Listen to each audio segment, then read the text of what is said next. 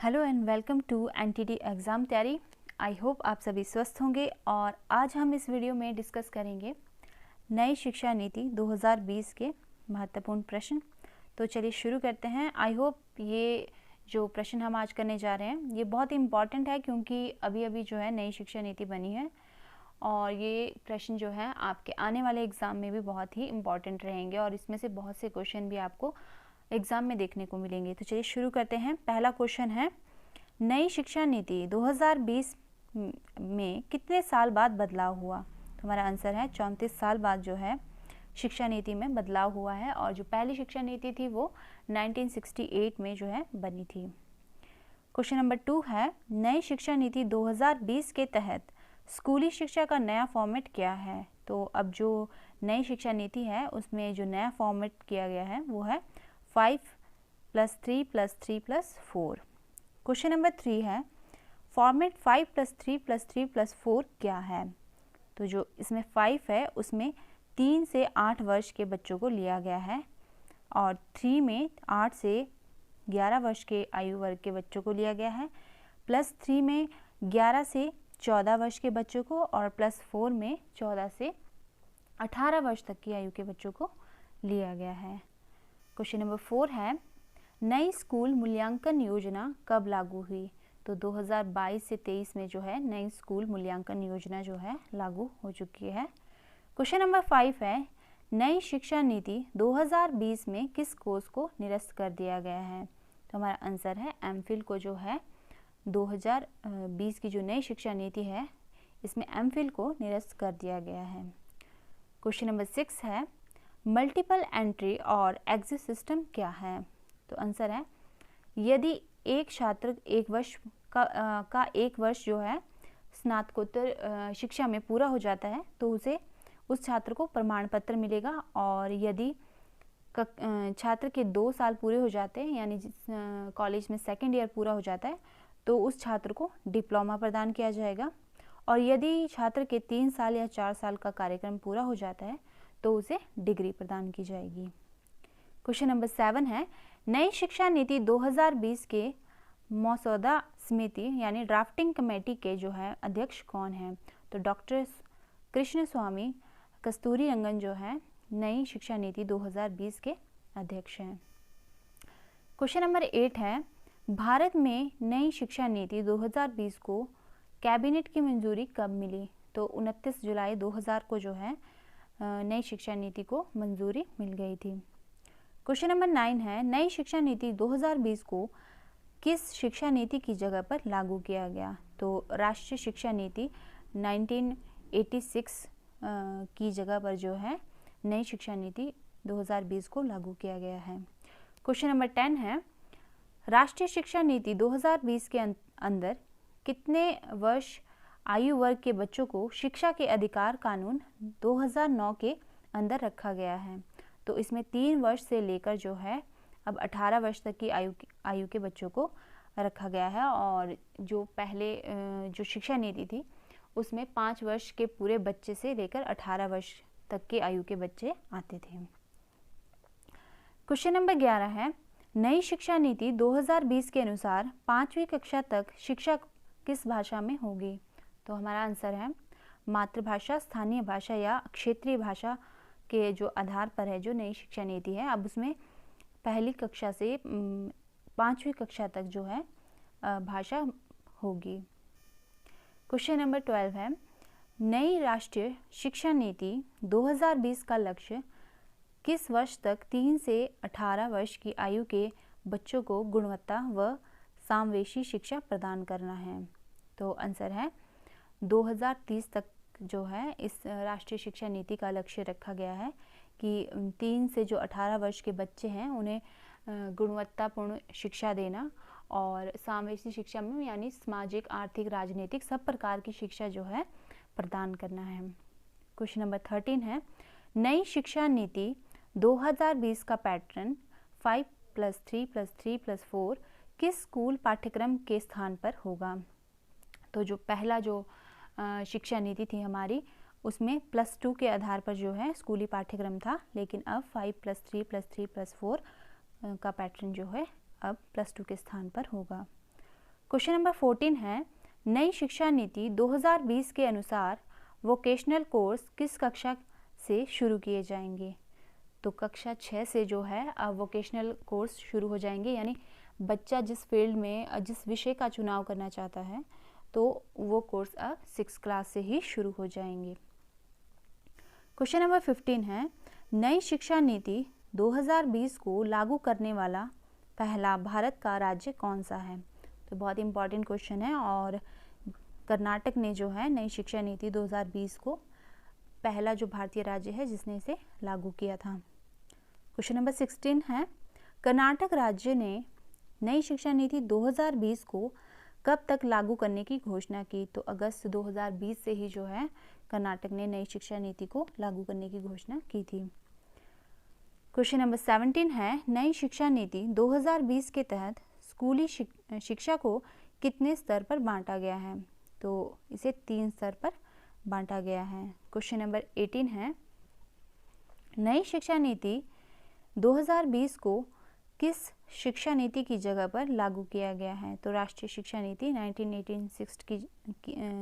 1986 की जगह जो है नई शिक्षा नीति को लागू किया गया है। क्वेश्चन नंबर 19 है, राष्ट्रीय शिक्षा नीति 2020 के अंदर कितनी आयु वर्ग तक के बच्चों को शिक्षा के अधिकार कानून 2009 के अंदर रखा गया है? तो इसमें 3 से 18 साल के बच्चों को जो है इसमें रखा गया है। क्वेश्चन नंबर 20 है, राष्ट्रीय शिक्षा नीति 2020 में कौन सी भाषा को कक्षा 5 तक ख़त्म कर दिया गया है? तो अब इसमें अंग्रेजी भाषा को तो जो है कक्षा 5 तक ख़त्म कर दिया गया है, यानी अब बच्चे जो है अपनी स्थानीय भाषा में भी जो है स्थानीय भाषा या क्षेत्रीय भाषा या मातृभाषा में जो है कुछ भी शिक्षा को सीख सकेंगे। उसका पाठ्यक्रम मतलब अपनी मातृभाषा या क्षेत्रीय भाषा पर आधारित होगा। क्वेश्चन नंबर 21 है, नई शिक्षा नीति 2020 के शिक्षा मंत्रालय के पहले शिक्षा मंत्री कौन बने? तो रमेश पोखरियाल निशंक जो है नई शिक्षा नीति 2020 के शिक्षा मंत्रालय के पहले शिक्षा मंत्री बने। क्वेश्चन नंबर 22 है, शिक्षा नीति 2020 के अनुसार शिक्षा पर सकल घरेलू उत्पाद का कितने प्रतिशत खर्च किया जाएगा? तो हमारा आंसर होगा 6% जो है सकल एवं घरेलू उत्पाद पर खर्च किया जाएगा। क्वेश्चन नंबर 23 है, मेडिकल और लॉ एजुकेशन को छोड़कर समस्त उच्च शिक्षा के लिए एक निकाय के रूप में किस आयोग का गठन किया जाएगा? तो HECI का जो है मेडिकल और लॉ एजुकेशन को छोड़कर इस आयोग का गठन किया जाएगा। क्वेश्चन नंबर 24 है, देश में शोध और अनुसंधान को बढ़ावा देने के लिए किस संगठन की स्थापना की जाएगी? तो नेशनल रिसर्च फाउंडेशन की जो है देश में शोध और अनुसंधान को बढ़ावा देने के लिए इसकी स्थापना की जाएगी।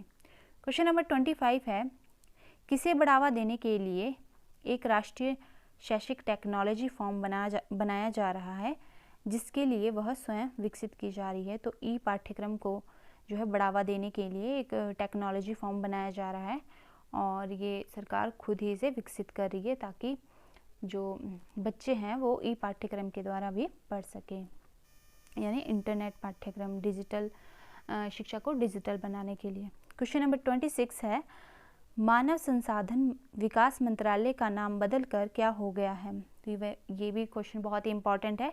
जो मानव संसाधन विकास मंत्रालय था अब उसका नाम जो है शिक्षा मंत्रालय हो गया है, तो हमारा आंसर होगा शिक्षा मंत्रालय।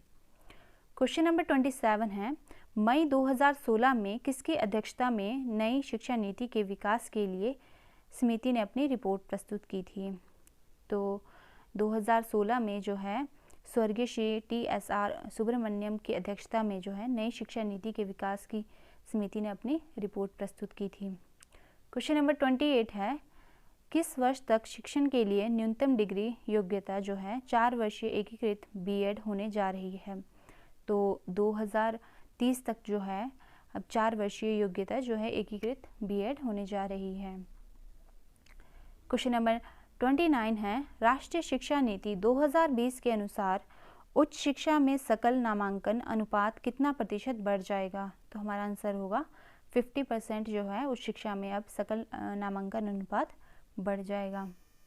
क्वेश्चन नंबर 30 है, राष्ट्रीय शिक्षा नीति 2020 को किसके अंतर्गत जारी किया गया? तो NHEB यानी national mission on foundation literacy and numeracy के अंतर्गत जो है राष्ट्रीय शिक्षा नीति को जारी किया गया। क्वेश्चन नंबर 31 है, नई शिक्षा नीति किस संस्थान के सशक्तिकरण की अनुशंसा करती है? तो हमारा आंसर होगा CABE यानी कैब की जो है नई जो शिक्षा नीति है उसके संस्थान के सशक्तिकरण की अनुशंसा करती है। क्वेश्चन नंबर 32 है, अब तक कितनी बार जो है शिक्षा नीति आ चुकी है? तो अब तक जो है 3 बार जो है शिक्षा नीति आ चुकी है, और पहली जो शिक्षा नीति आई है 1968 में आई थी, और दूसरी जो है 1986 में आई थी, और जो अब नई शिक्षा नीति है 2020 में आई है। क्वेश्चन नंबर 33 है, उच्च शिक्षा संस्थानों के लिए किस एकल नियामक की परिकल्पना की गई है? तो हमारा आंसर है उच्च शिक्षा संस्थान के लिए जो है भारतीय उच्च शिक्षा आयोग की परिकल्पना की गई है कि इसके लिए एक उच्च संस्थानों के लिए एक उच्च शिक्षा आयोग होगा। क्वेश्चन नंबर 34 है, नई शिक्षा नीति में चौथी और 5वीं कक्षा के बालकों पर जोर देने की बात कही गई है। तो ये किस पर जोर देने की बात कही गई है? उनके लेखन पर। क्वेश्चन नंबर 35 है, नई शिक्षा नीति के तहत सरकारी स्कूल कक्षा 1 की जगह अब कहाँ से शुरू होगी? तो अब जो है प्री प्राइमरी यानी पहली कक्षा पहली से शुरू होती थी, अब प्री प्राइमरी यानी नर्सरी से लेकर शुरू होगी। क्वेश्चन नंबर 36 है, नई शिक्षा नीति 5+3+3+4 कितने चरण यानी कितने स्टेजेस इसमें शामिल किए गए हैं? तो इसमें 4 स्टेजेस है। 5+3+3 में 4 स्टेजेस जो है शामिल किए गए हैं, और इसमें 3 से लेकर 18 वर्ष के बच्चों को लिया गया है।